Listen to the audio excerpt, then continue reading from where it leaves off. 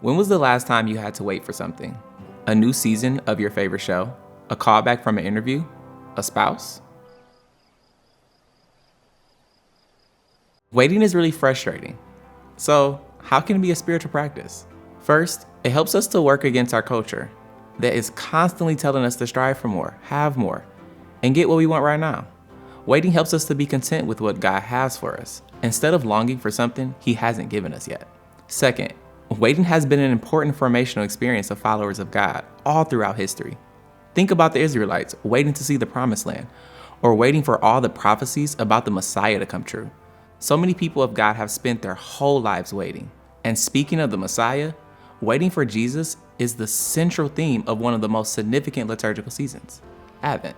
It's looking back to see how God kept His promise to send a Messiah, and looking forward to when Jesus will keep His promise to come back again and make all things right.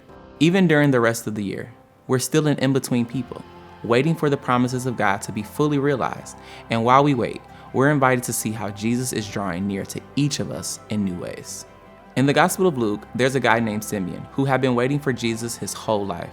And he had a long life.